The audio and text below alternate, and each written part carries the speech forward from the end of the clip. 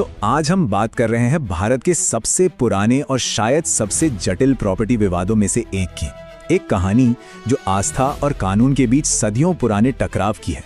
ये एक ऐसा संवेदनशील मुद्दा है जिसने हमारे देश के सामाजिक और राजनीतिक दोनों ही माहौल को बहुत गहराई से शक्ल दिया है। तो चलिए आज इसकी एक एक परत को खोलते हैं।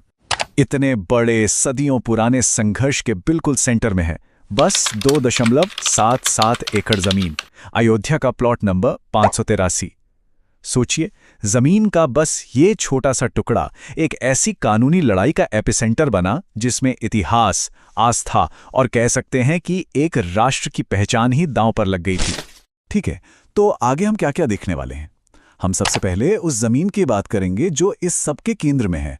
फिर देखेंगे कि कैसे आस्था, संघर्ष और सह अस्तित्व एक साथ चले। कानूनी लड़ाई कैसे शुरू हुई, फिर राजनीति और विध्वंस का दौर, और आखिर में हम पहुंचेंगे सुप्रीम कोर्ट के अंतिम फैसले तक। तो चलिए कहानी की शुरुआत करते हैं अयोध्या के ऐतिहासिक और धार्मिक महत्व से। रामायण जैसे हिंदू धर्म ग्रंथों को देखें तो उनके अनुसार अयोध्या को ही भगवान राम का जन्म स्थान माना जाता है। अब देखिए, इस जगह का इतिहास कई परतों में बटा हुआ है। ऐसा माना जाता है कि 500 ईसा पूर्व के आसपास भगवान राम के बेटे कुश ने यहां पहला मंदिर बनवाया। फिर सदियों बाद 57 ईस्वी में उज्जैन के सम्राट विक्रमादित्य ने मंदिर और पूरे अयोध्या शहर को फिर से बनवाया। लेकिन 1528 में एक बहुत बड़ा मोड़ आया। मुगल सम्राट बाबर के कमांडर मीर बाकी ने इसी जगह पर बाबरी मस्जिद बनवा दी और कह सकते हैं कि यहीं से भविष्य के संघर्ष की नींव पड़ गई। अब इंटरेस्टिंग बात यह है कि मस्जिद बनने के बाद भी उसके आसपास के एरिया में हिंदुओं की पूजा पाठ चलती रही। तो एक तरह से एक ही जगह पर दोनों धर्मों के लोग पूजा पाठ कर रहे थे। जाहिर है, इससे एक तनाव का माहौल तो था, लेकिन ये साझा धार्मिक अभ्यास का एक लंबा दौर भी था। इस तनाव को समझने के लिए उस जगह का लेआउट समझना बहुत जरूरी है। सोचिए, एक अंदर का आंगन था जहां वो 3 गुंबद वाली बाबरी मस्जिद थी, और एक बाहरी आंगन था जहां राम चबूतरा और सीता रसोई थी। ये हिंदुओं की पूजा के लिए बनाए गए प्लेटफॉर्म्स थे। अब हुआ ये कि 1857 में अंग्रेजों ने बीच में एक 6 फुट की ईंट की दीवार खड़ी कर दी ताकि दोनों एरिया अलग हो जाएं। तो मुसलमान अंदर के आंगन में नमाज पढ़ते थे और हिंदू बाहरी आंगन में पूजा करते थे। अक्सर उनका चेहरा भी बीच वाले गुंबद की तरफ ही होता था। तो एक ही जगह पर 2 तरह की पूजा चल रही थी जो लगातार झगड़े की वजह बनती रही। तो अब तक हमने धार्मिक इतिहास की बात की। चलिए अब कहानी को आगे बढ़ाते हैं और देखते हैं कि यह मामला औपचारिक तौर पर कानूनी विवाद कब और कैसे बना। इसकी शुरुआत हुई ब्रिटिश राज के दौरान, जब पहली बार झड़पें और मुकदमे दर्ज किए गए। उस दौर में 1853 में पहली बार हिंदू और मुसलमानों के बीच हिंसक झड़पें रिकॉर्ड की गईं। इसके बाद 1885 में महंत रघुवर दास ने पहली बार एक सिविल केस फाइल किया। उन्होंने बाहरी आंगन में जो राम चबूतरा था उस पर मंदिर बनाने की इजाजत मांगी, लेकिन 1886 में कोर्ट ने केस खारिज कर दिया। कोर्ट का कहना था कि अगर हम स्टेटस को, यानी जो जैसा चल रहा है उसे बदलते हैं तो बड़े पैमाने पर अशांति हो सकती है। मतलब ब्रिटिश प्रशासन का फोकस समाधान निकालने से ज्यादा शांति बनाए रखने पर था। अब कहानी आती है भारत की आजादी के बाद के दौर में।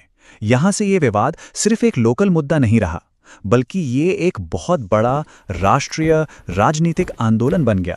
और इस दौरान कई ऐसी बड़ी घटनाएं हुईं जिन्होंने तनाव को और भी ज्यादा बढ़ा दिया। 1949 के बाद जो कानूनी लड़ाई शुरू हुई उसका मेन पॉइंट क्या था? देखिए, हिंदू पक्ष का दावा था कि मस्जिद के सेंट्रल डोम के अंदर जो मूर्तियां रखी हैं उनकी पूजा करने का उन्हें अधिकार है, क्योंकि ये जमीन ही भगवान राम का दिव्य जन्मस्थान है। वहीं मुस्लिम पक्ष का दावा था कि बाबरी मस्जिद की जमीन और उसका जो ढांचा है उस पर उनका मालिकाना हक है, और जो मूर्तियां अवैध रूप से रखी गई हैं उन्हें हटाया जाए। तो पूरा विवाद इन्हीं 2 दावों के बीच फंस गया। अब देखते हैं कि यह मामला विध्वंस तक पहुंचा कैसे। दिसंबर 1949 में मस्जिद के अंदर रामलला की मूर्तियां मिली।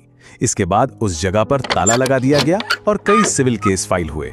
फिर 1984 में विश्व हिंदू परिषद यानी VHIP ने इस जगह को मुक्त कराने के लिए एक देशव्यापी आंदोलन शुरू किया। 1986 में एक कोर्ट ने हिंदुओं के लिए ताले खोलने का आदेश दे दिया। फिर 1990 में बीजेपी नेता लाल कृष्ण आडवाणी ने समर्थन जुटाने के लिए एक रथ यात्रा शुरू की और इन सब घटनाओं का नतीजा ये हुआ कि 6 दिसंबर 1992 को कार सेवकों की एक बहुत बड़ी भीड़ ने बाबरी मस्जिद को गिरा दिया। इस विध्वंस की एक बहुत भारी मानवीय कीमत भी चुकानी पड़ी। इसके बाद पूरे देश में जो दंगे हुए, उनमें 2000 से भी ज्यादा लोगों की जान चली गई। अच्छा, इस विध्वंस की जांच के लिए एक कमीशन बनाया गया था, लिब्रहन कमीशन। इसका काम था ये पता लगाना कि ये सब हुआ कैसे। और 2009 में आई इस कमीशन की रिपोर्ट में ये कहा गया कि ये विध्वंस अचानक हुई कोई घटना नहीं थी, बल्कि ये एक सोची समझी प्री प्लान्ड घटना थी। तो अब हम पहुंचते हैं इस कहानी के आखिरी चैप्टर पर, सुप्रीम कोर्ट का फैसला। चलिए देखते हैं कि देश की सबसे बड़ी अदालत ने इस इतने उलझे हुए मामले को कैसे सुलझाया और अपने फैसले तक पहुंचने के लिए उन्होंने किन सबूतों को आधार बनाया। सुप्रीम कोर्ट का नजरिया शुरू से ही बिल्कुल साफ था।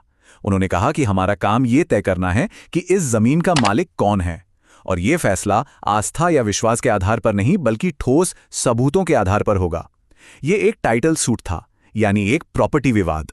तो सुप्रीम कोर्ट ने अपने फैसले के लिए 4 मजबूत स्तंभों पर भरोसा किया।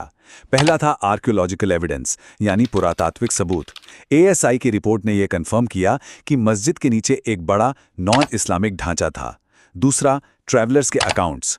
18वीं और 19वीं सदी के जो यूरोपियन ट्रैवलर्स आए थे, उनके लिखे हुए नोट्स से यह साबित हुआ कि वहां हिंदुओं की पूजा लगातार चलती रही थी। तीसरा, बिना रुके पूजा के सबूत।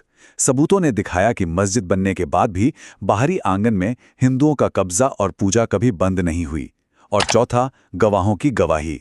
हिंदू गवाहों ने लगातार ये बात कही कि उनका अटूट विश्वास है कि सेंट्रल डोम ही राम का असली जन्मस्थान है। अब ये जो एएसआई यानी आर्कियोलॉजिकल सर्वे ऑफ इंडिया की रिपोर्ट थी, इसके नतीजों को समझना बहुत जरूरी है। देखिए, रिपोर्ट ने ये तो कंफर्म कर दिया कि मस्जिद के नीचे एक नॉन इस्लामिक स्ट्रक्चर था।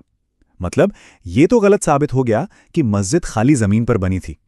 लेकिन रिपोर्ट ये साबित नहीं कर पाई कि मस्जिद बनाने के लिए किसी मंदिर को तोड़ा गया था।